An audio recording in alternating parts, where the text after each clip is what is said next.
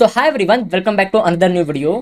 So जेव्हापासून आपले PCM आणि PCB ग्रुपचे रिझल्ट हे डिक्लेअर झालेत तेव्हापासून प्रत्येक मुलाच्या मनामध्ये एकच प्रश्न आहे की आपल्याला जेवढे पण पर्सेंटेज मिळालेत त्या पर्सेंटेजच्या बेसिसवर आपल्याला कॉलेजमध्ये ॲडमिशन मिळेल का. जर आपल्याला कमी पर्सेंटेज असतील तर आपल्याला कॉलेजची लिस्ट कशी बनवली पाहिजे, आपल्या पर्सेंटेजच्या अकॉर्डिंग आपल्याला कॉलेजची लिस्ट कशी प्रिपेअर केली पाहिजे, हे सगळ्यांचे प्रश्न आहेत. जरी कुठल्याही मुलाला इंजिनिअरिंगमध्ये किंवा फार्मसीमध्ये ॲडमिशन घ्यायचं असेल, सगळ्यांचे सेम प्रश्न आहेत. तर आजच्या व्हिडिओमध्ये मी तुम्हाला तेच डिटेलमध्ये सांगणार आहे की जर तुम्हाला कितीही पर्सेंटेज असतील, म्हणजे चांगले पर्सेंटेज असतील किंवा कमी पर्सेंटेज असतील, तर तुमच्या पर्सेंटेजच्या बेसिसवर तुम्हाला कॉलेजची लिस्ट बनवायला आत्तापासून कसं सुरू करायचं आहे. ह्या व्हिडिओमध्ये मी तुम्हाला काही इम्पॉर्टंट पॉईंट सांगेन, तर ते इम्पॉर्टंट पॉईंट तुम्हाला फॉलो करायचे आहेत. सो त्यामुळे ह्या व्हिडिओला तुम्ही शेवटपर्यंत नक्की बघा. त्यासोबत अजून एक इम्पॉर्टंट पॉईंट, जर तुम्हाला पर्सनल काउन्सिलिंगमध्ये एनरोल करायचं असेल तर लवकरात लवकर तुम्ही एनरोल करून घ्या. आज आपल्या पर्सनल काउन्सिलिंगच्या बॅच 1चा हा शेवटचा दिवस आहे. आज आपली पर्सनल काउन्सिलिंगची बॅच 1 ही इव्हिनिंगपर्यंत क्लोज होईल. त्यासोबत अर्ली बर्ड ऑफर सुद्धा आज एंड होईल. सो त्यामुळे जर तुम्ही इंटरेस्टेड असाल आपल्या पर्सनल काउन्सिलिंगमध्ये तर तुम्ही लवकरात लवकर एनरोल करून घ्या. तुम्हाला कसं एनरोल करता येईल तर ते मी तुम्हाला पूर्ण स्टेप स्क्रीनवरती प्रोव्हाइड केलेले आहेत. त्यासोबत जर तुम्हाला काय पर्सनल एन्क्वायरी करायची असेल तर त्यासाठी मी तुम्हाला 2 हेल्पलाईन नंबर प्रोव्हाइड केलेत. त्या हेल्पलाईन नंबरवर तुम्ही व्हॉट्सअपवर मेसेज करू शकता. मी किंवा माझी टीम तुम्हाला लवकरात लवकर रिप्लाय करायचा प्रयत्न करू.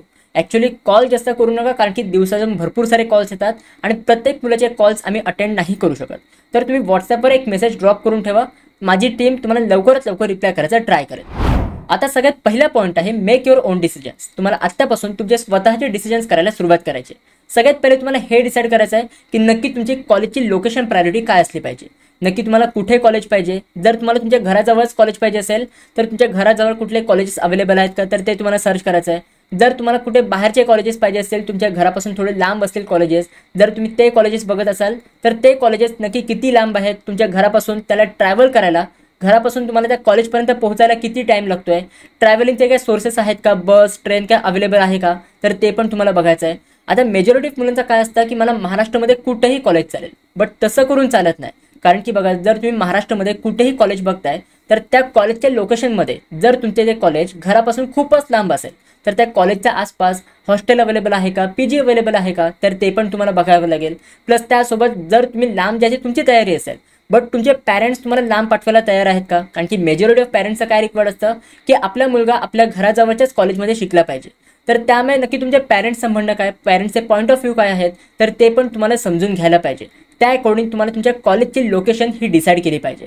आता एकदा तुम्ही कॉलेजची लोकेशन डिसाईड केली की मला ह्या लोकेशनमधलेच कॉलेजेस पाहिजेत, तर त्या लोकेशनमध्ये जे पण तुम्ही पर्टिक्युलर लोकेशन शॉर्टलिस्ट कराल तर त्या लोकेशनमध्ये कोणते कोणते कॉलेजेस आहेत त्या कॉलेजची एक तुम्हाला लिस्ट प्रिपेअर करायची. जे पण कॉलेजेस अवेलेबल असतील ते कॉलेजेसची एक तुम्हाला लिस्ट प्रिपेअर करायची. आता जे पण तुम्ही कॉलेजेस शॉर्टलिस्ट कराल तर त्या कॉलेजेसमध्ये नक्की फीज किती आहे तर ते पण तुम्हाला बघायचं आहे. कारण की बघा, आत्ता काही कॉलेजेस असे आहेत, मोस्टली इंजिनिअरिंगचे कॉलेजेस, काही कॉलेजेस असे आहेत ज्यांची फीज खूप जास्त आहे. प्रत्येक वर्षाला 2 लाखपेक्षा जास्त काही कॉलेजेसची फी आहे. तर त्याच्यामुळे तुम्हाला कॉलेजचं फी स्ट्रक्चर पण बघायचं आहे. कारण की बघा, आपले पॅरेंट्स आपल्याला नेहमी बोलतात की तुला ज्या पण चांगल्या कॉलेजमध्ये ॲडमिशन मिळते त्या चांगल्या कॉलेजमध्ये ॲडमिशन घे, आम्ही तुझ्या फीजची पूर्ण व्यवस्था करू. बट आपल्याला पण हे बघितलं पाहिजे की आपण ती फीज अफोर्ड करू शकतो का. कारण की ॲट दी एंड आपल्या पॅरेंट्सला ती फी भरायची आहे, तर आपले पॅरेंट्स तेवढी फी अफोर्ड करू शकतात का, तर ते पण आपल्याला बघितलं पाहिजे. आपल्याला सगळ्याचा विचार करून आपल्याला पुढे चालायचं आहे. तर त्याच्यामुळे जे पण तुम्ही कॉलेजेस शॉर्टलिस्ट कराल तर त्या कॉलेजचं फी स्ट्रक्चर पण तुम्ही एकदा चेक करायचं आहे. आता एकदा तुम्ही कॉलेजचं फीज वगैरे सगळं चेक केलं तर त्यानंतर त्या कॉलेजमध्ये नक्की कोणती ब्रांचेस अवेलेबल आहेत. जे पण तुम्हाला ब्रांचेस पाहिजे, tech branches, non tech branches, तर ते ब्रांचेस अवेलेबल आहेत का, कोणते कोणते ब्रांचेस अवेलेबल आहेत, तर ते पण तुम्हाला एक लिस्ट प्रिपेअर करायचे. जर तुम्ही फार्मसीचे कॉलेजेस सर्च करत असाल तर त्या कॉलेजेसमध्ये कोणते कोर्सेस अवेलेबल आहेत, बी फार्मसी, फार्म-डी हे कोर्सेस अवेलेबल आहेत का, तर हे पण तुम्हाला सर्च करायचं आहे. तर हे तुम्हाला सगळ्यात पहिल्या पॉईंटमध्ये कव्हर करायचं आहे. काय काय कव्हर करायचं आहे, सगळ्यात पहिले तुम्हाला लोकेशन डिसाईड करायची आहे. त्या लोकेशनमध्ये कोणते कोणते कॉलेजेस आहेत ते तुम्हाला शॉर्टलिस्ट करायचे आहेत. त्या कॉलेजेसमध्ये काय नक्की फी स्ट्रक्चर आहे ते तुम्हाला बघायचं आहे. आणि ॲट दी एंड त्या कॉलेजेसमध्ये तुम्हाला कोणते कोर्सेस ऑफर केले जातात, कोणते कोणते ब्रांचेस अवेलेबल आहेत, तर ते तुम्हाला सर्च करायचं आहे. तर हे झालं आपलं पॉईंट नंबर 1. आता हा टास्क तुमचा अजून सोपा करण्यासाठी मी तुम्हाला एक फ्रीमध्ये कॉलेज प्रेडिक्टर प्रोव्हाइड करतोय. ह्या कॉलेज प्रेडिक्टरमध्ये तुमचे जेवढे पण पर्सेंटाइल आहेत तर ते पर्सेंटाइल तुम्हाला एंटर करायचे आहेत. तुम्हाला कुठल्या डिस्ट्रिक्टमध्ये कॉलेज पाहिजे ते तुम्हाला डिस्ट्रिक्ट एंटर करायचं आहे. त्याच्यानंतर तुम्हाला कुठली सीट पाहिजे, म्हणजे जर तुम्हाला ऑटोनॉमस कॉलेजेस सर्च करायचे असतील तर तुम्हाला स्टेट लेवल सिलेक्ट करायचं आहे. नॉन ऑटोनॉमस कॉलेजेस पाहिजे असतील तर तुम्हाला होम युनिव्हर्सिटी किंवा other than home university select करायचं आहे. हे तुम्ही सिलेक्ट केल्यानंतर थोडाफार डाटा तुमचा एंटर करायचा आहे. तुम्हाला कोणते ब्रांचेस पाहिजेत का की सगळ्या ब्रांचेस तुम्हाला अप्लाय करायचं आहे, स्पेसिफिक ब्रांच किंवा ऑल ब्रांचेस, तर हे ऑप्शन सिलेक्ट करून तुम्हाला नेक्स्ट करायचं आहे. ह्या इकडे तुम्हाला थोडाफार डाटा तुमचा एंटर करायचा आहे आणि त्याच्यानंतर तुमच्या पर्सेंटेजच्या रेंजमध्ये कोणते कोणते कॉलेजेस आहेत, तुम्ही जे पण लोकेशन सिलेक्ट केली आहे त्या लोकेशनमध्ये कोणते कोणते कॉलेजेस आहेत, तर त्या कॉलेजची एक तुम्हाला लिस्ट प्रोव्हाइड केली जाईल. तर हे तुम्ही कॉलेज प्रोजेक्टर नक्की यूज करा. हे कॉलेज प्रोजेक्टर यूज करायचं असेल तर ह्याची लिंक मी तुम्हाला डिस्क्रिप्शन बॉक्समध्ये प्रोव्हाइड केलेली आहे. आता पॉईंट नंबर 2 मध्ये तुम्हाला कॉलेजचा कट ऑफ हा अनालाइज करायचा आहे. कॉलेजचा कट ऑफ अनालाइज करायचा म्हणजे काय की तुम्ही जे पण कॉलेजेस शॉर्टलिस्ट केले असतील तर त्या कॉलेजचा नक्की कट ऑफ काय आहे तर ते तुम्हाला नोट डाऊन करायचं आहे. पूर्ण ब्रांच वाईज कट ऑफ काय आहे, त्या कोर्स वाईज कट ऑफ काय आहे, तर हे तुम्हाला पूर्ण नोट डाऊन करायचं आहे. आणि जेवढे पण तुम्हाला पर्सेंटेज असतील तर त्या पर्सेंटेजच्या रेंजमध्ये ते कॉलेजेस अवेलेबल आहेत का, त्या कॉलेजचा कट ऑफ त्या रेंजमध्ये अवेलेबल आहे का, तर हे तुम्हाला चेक करायचं आहे. आता हे तुम्हाला रेंज कशी फाइंड आउट करता येईल, तुम्हाला हे कसं अनालाइज करता येईल, तर त्यासाठी मी तुम्हाला एक फॉर्म्युला सांगतो, +10 आणि -10चा फॉर्म्युला. आता हा फॉर्म्युला एक्सप्लेन करण्यासाठी मी तुम्हाला एक एक्झाम्पल देतो. फॉर एक्झाम्पल तुम्हाला 80% आहे. आता जर तुम्हाला 80% तुम्हाला तुमची रेंज फाइंड करायची असेल तर तुम्हाला 80%ला +10 करायचं आहे आणि -10 करायचं आहे. म्हणजेच काय की 80% 90% पासून ते 70% पर्यंत ह्या रेंजमध्ये कोणते कोणते कॉलेजेस आहेत तर हे तुम्हाला शॉर्टलिस्ट करायचं आहे. अजून एक एक्झाम्पल देतो, जर तुम्हाला 40% असतील तर 40%ला +10 करायचं आहे आणि -10 करायचं आहे. म्हणजेच काय की 50% पासून ते 30% पर्यंत कोणते कोणते कॉलेजेस अवेलेबल आहेत तर ते कॉलेजेस तुम्हाला शॉर्टलिस्ट करायचे. आता ह्या इकडे मी तुम्हाला एक टास्क देतो, तुम्हाला जेवढे पण पर्सेंटेज असतील त्या पर्सेंटेजच्या रेंजमध्ये तुम्हाला रेंज कशी फाइंड आउट करायची मी तुम्हाला आता सांगितलं, +10 आणि -10चा फॉर्म्युला यूज करून. सो तुमच्या पर्सेंटेजच्या रेंजमध्ये जे पण कॉलेजेस येतात तर त्या कॉलेजेसला तुम्हाला आत्तापासून शॉर्टलिस्ट करायला सुरुवात करायची.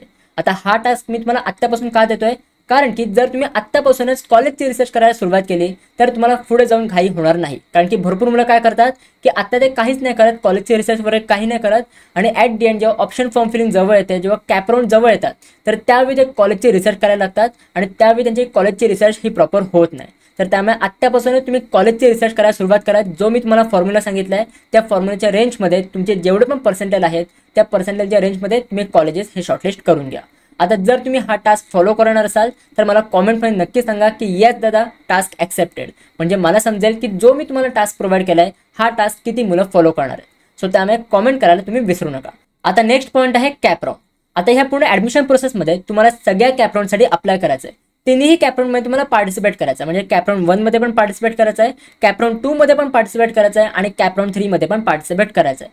मेजॉरिटी ऑफ मुलं बोलतील की दादा कॅपराउंड 4चं काय, तर कॅपराउंड 4 बद्दल अजून काही पण ऑफिशियल अनाउन्समेंट आलेली नाहीये, तर त्यामुळे मी ह्याकडे कॅपराउंड 4 मेन्शन नाही केलंय. जेव्हा पण काय ऑफिशियल अनाउन्समेंट येईल तेव्हा मी तुम्हाला नक्की सांगेन, बट आत्ता तरी आपण ह्याच्या कॅपराउंड 3 पर्यंतच कन्सिडर करू. सो जेव्हा पण तुमचे कॅपराउंड स्टार्ट होतील तर तुम्हाला सगळ्या कॅपराउंडमध्ये अप्लाय करायचंच आहे. कारण की भरपूर मुलं काय करतात की कॅपराउंड 1 मध्ये जे पण त्यांना कॉलेज मिळेल त्या कॉलेजमध्ये ते ॲडमिशन घेऊन टाकतात. कॅपराउंड 2 मध्ये आणि कॅपराउंड 3 मध्ये ते पार्टिसिपेट करतच नाही. आता एक तुम्ही लक्षात घ्या की कॅपराउंड 1 मध्ये मेजॉरिटी ऑफ कॉलेजचा कट ऑफ हा जास्त असतो, कॅपराउंड 2 मध्ये काही कॉलेजचा कट ऑफ हा थोडा कमी होतो आणि कॅपराउंड 3 मध्ये अजून काही कॉलेजचा कट ऑफ हा कमी होत असतो. तर त्याच्यामुळे तिन्ही कॅपराउंडमध्ये तुम्हाला पार्टिसिपेट करायचं आहे. कारण की तुम्हाला कॅपराउंड 2 मध्ये ब्रांच किंवा तुमचं कॉलेज अपग्रेड होऊ शकतं आणि कॅपराउंड 3 मध्ये पण तुम्हाला कमी पर्सेंटेज असले तरी पण तुम्हाला थोडंफार चांगलं कॉलेज हे मिळू शकतं. सो त्याच्यामुळे तुम्हाला तिन्ही कॅपराउंडमध्ये पार्टिसिपेट करायचं आहे. त्याच्यासोबत पूर्ण तुमची कॅपराउंडची प्रोसेस कंप्लीट झाल्यानंतर तुम्हाला स्पॉट राउंडमध्ये पण तुम्हाला पार्टिसिपेट करायचं आहे. कारण की स्पॉट राउंडमध्ये तुमच्याकडनं कोणतंही डोनेशन घेतलं जात नाही. स्पॉट राउंडमध्ये जे पण तुमचे कॅपराउंडचे सीट्स आहेत, जे पण कॉलेजमध्ये कॅपराउंडचे सीट व्हॅकंट राहतात तेच तुमचे फिलअप केले जातात. तर त्याच्यामुळे तुम्हाला स्पॉट राउंडमध्ये पण अप्लाय करायचं आहे. कारण की मेजॉरिटी ऑफ मुलांचं स्पॉट राउंडमध्ये पण लक लागतं, कमी पर्सेंटेजवर पण त्यांना एक चांगल्या कॉलेजमध्ये ॲडमिशन मिळतं. तर त्याच्यामुळे तुम्हाला स्पॉट राउंडमध्ये पण अप्लाय करायचं आहे. बट दादा ह्या वर्षी स्पॉट राउंड तर होणार नाही आहेत, भरपूर मुलं बोलतात. तर बघा ह्याच्याबद्दल अजून काय ऑफिशियल नोटीस नाही आहे, स्पॉट राउंड कंडक्ट नाही होणार ह्याच्याबद्दल अजून काय ऑफिशियल स्टेटमेंट सीड्सने दिलेलं नाही आहे. लास्ट इयरपर्यंत स्पॉट राउंड हे झाले होते.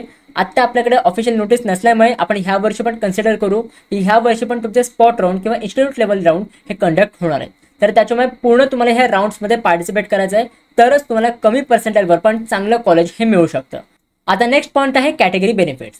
तुम्ही ज्या पण कॅटेगरीमध्ये बिलॉंग करत असाल, for example OBC, SBC, SC ST, VJNT, EWS किंवा एससीबीसी, तुम्ही कुठल्याही कॅटेगरीमध्ये तुम्ही बिलॉंग करत असाल तर त्या कॅटेगरीला जे पण डॉक्युमेंट्स रिक्वायर्ड आहेत तर ते डॉक्युमेंट तुमच्याकडे अवेलेबल असले पाहिजेत. कारण की ह्या कॅपराउंडच्या प्रोसेसमध्ये तुम्हाला हे डॉक्युमेंट पूर्ण अपलोड करावे लागणार आहेत, हे डॉक्युमेंट तुम्हाला सबमिट करावे लागणार आहेत. आता मेजॉरिटी ऑफ मुलं बोलतील की दादा आत्ता माझ्याकडे हे डॉक्युमेंट अवेलेबल नाही आहेत, मी ह्या डॉक्युमेंटला आता मी अप्लाय केलं आहे, ह्याची माझ्याकडे फक्त रिसिप्ट आहे, तर हे रिसिप्ट चालेल का? तर हो, कॅपराऊंडच्या प्रोसेसपुरती ही तुमची रिसिप्ट चालणार आहे. बट जेव्हा तुमचं कॉलेजमध्ये ॲडमिशन होईल, म्हणजे जेव्हा तुमचा कुठल्याही कॉलेजमध्ये नंबर लागेल, त्या कॉलेजमध्ये तुम्ही एकदा ॲडमिशन घ्यायला गेलात तर त्या कॉलेजवाले तुमच्याकडे ओरिजिनल डॉक्युमेंट हे मागणार आहेत. त्यावेळी तुम्हाला रिसिप्ट सबमिट करून चालणार नाही आहे. त्यावेळेपर्यंत तुमच्याकडे ओरिजिनल डॉक्युमेंट हे आलं पाहिजे. सो त्यामुळे आत्ता जर तुमच्याकडे कोणतंही डॉक्युमेंट अवेलेबल नसेल तर त्या डॉक्युमेंटला तुम्ही अप्लाय करून घ्या. तुमची कॅपराऊंडची प्रोसेस सुरू होण्यासाठी 10 ते 15 दिवस आहेत.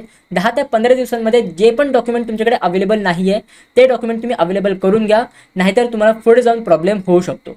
आणि हे मी तुम्हाला का सांगतोय, कारण की मेजॉरिटी ऑफ कॅटेगरीचे कट ऑफ जे आहेत हे कमी असतात. जर तुम्ही कट ऑफ लिस्ट चेक केली असेल तर ओपनच्या कट ऑफपेक्षा ओबीसीचा कट ऑफ थोडं कमी असतो, SC STचा कट ऑफ थोडं कमी असतो, अजून NTचा कट ऑफ पण थोडाफार कमी तुम्हाला बघायला मिळतो.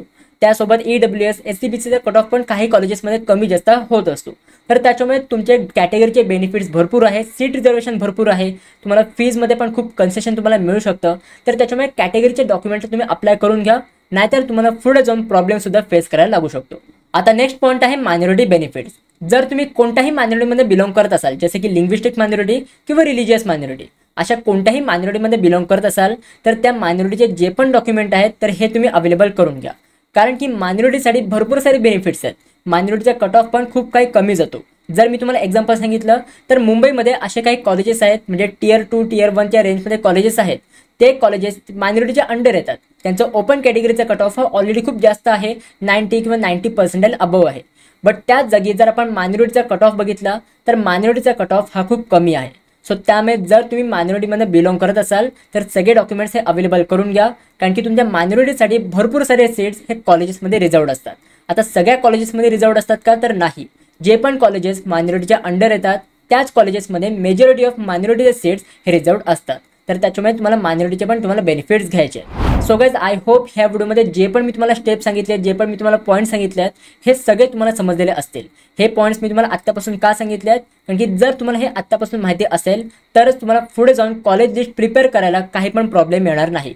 त्यासोबत जो पण मी तुम्हाला टास्क दिलाय, जर तुम्ही तो टास्क कंप्लीट करणार असाल तर प्लीज मला कॉमेंटमध्ये सांगा की येस दादा टास्क ॲक्सेप्टेड, म्हणजे मला समजेल की किती मुलं हा टास्क कंप्लीट करणार आहेत.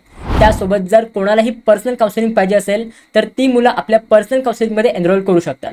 ह्याच्यामध्ये आम्ही तुम्हाला बेस्ट कॉलेजची लिस्ट प्रिपेअर करून देऊ. आता मी तुम्हाला हे नाही सांगणार की जर तुम्हाला 30 किंवा 40% असतील तर मी तुम्हाला COEP किंवा VGTI सारखं कॉलेज तुम्हाला मिळवून देईल. ते शक्य होणारच नाही. जे पण तुम्हाला पर्सेंटाईल असतील तर त्या पर्सेंटाईलसाठी जे पण तुम्हाला बेस्ट कॉलेज मिळू शकतं ते कॉलेज आम्ही मिळवून द्यायचा प्रयत्न करू. तर त्यामुळे जर तुम्ही इंटरेस्टेड असाल तर लवकरात लवकर तुम्ही ह्या काउन्सिलिंगमध्ये एनरोल करून घ्या, कारण की आज ह्या काउन्सिलिंगच्या बॅच 1च्या शेवटचा दिवस आहे. इव्हिनिंगपर्यंत बॅच 1 ही क्लोज होईल. त्या आणि ह्याच्यामध्ये अर्ली बर्ड ऑफरसुद्धा आम्ही तुम्हाला प्रोव्हाइड करतोय, आणि ही पण अर्ली बर्ड ऑफर आज तुमची एंड होणार आहे. सो त्याच्यामुळे जर तुम्ही इंटरेस्टेड असाल तर त्यासाठी तुम्हाला सगळ्यात पहिले इझी कॉलेज हा ॲप डाउनलोड करावा लागेल. इझी कॉलेज हा ॲप प्ले स्टोअरवरती अवेलेबल आहे. त्याची लिंक मी तुम्हाला डिस्क्रिप्शन बॉक्समध्ये प्रोव्हाइडसुद्धा केलेली आहे. तो ॲप तुम्ही डाउनलोड करून त्याच्याकडे तुम्हाला लॉग इन करायचं आहे. त्याच्यानंतर जे पण तुम्हाला बॅचमध्ये एनरोल करायचं आहे, इंजिनिअरिंग, फार्मसी, ज्या पण बॅचमध्ये एनरोल करायचं आहे, तर त्या बॅचमध्ये तुम्हाला क्लिक करायचं आहे. ते तुम्हाला एनरोलचं बटन दिसेल. तुम्ही एनरोल करून तुम्ही जे पण पेमेंट मेथड आहे ती तुम्ही यूज करून तुम्ही एनरोल करू शकता. एकदा तुम्ही एनरोल केलं त्याच्यानंतर 24 तासामध्ये माझी टीम तुम्हाला व्हॉट्सॲप ग्रुपमध्ये ॲड करेल. सो त्याच्यामुळे लवकरात लवकर तुम्ही एनरोल करून घ्या. सगळे डिटेल्स आणि सगळे लिंक्स मी तुम्हाला डिस्क्रिप्शन बॉक्समध्ये प्रोव्हाइड केलेले आहेत. त्यामध्ये अजून तुम्हाला काही एन्क्वायरी करायची असेल पर्सनल काउन्सिलिंगच्या रिलेटेड तर त्यासाठी मी तुम्हाला 2 हेल्पलाईन नंबरसुद्धा प्रोव्हाइड केले आहेत. ह्या हेल्पलाईन नंबरवर तुम्ही व्हॉट्सअपवर मेसेज करू शकता. कॉल जास्त प्रेफर नका करू, कारण की मेजॉरिटी ऑफ मुलांचे कॉल्स येतात आणि प्रत्येक मुलाचे कॉल्स आम्ही रिसीव्ह नाही करू शकत. तर त्याच्यामुळे तुम्ही व्हॉट्सअपवर मेसेज ड्रॉप करा. माझी टीम तुम्हाला लवकरात लवकर रिप्लाय करायचा प्रयत्न करेल. त्यासोबत जर तुम्हाला कॉलेज प्रेडिक्ट करायचं असेल तर त्यासाठी तुम्ही कॉलेज दोस्तचा कॉलेज प्रेडिक्टर हे यूज करू शकता. खूप हेल्पफुल आहे.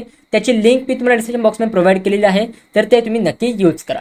So guys, that's it for video. कशी वाटली तुम्हाला ही व्हिडिओ? आवडली असेल तर नक्की लाईक करा, शेअर करा, सबस्क्राईब करा. भेटू आपण पुढच्या व्हिडिओमध्ये. तोपर्यंत बाय, सी या अँड गुड.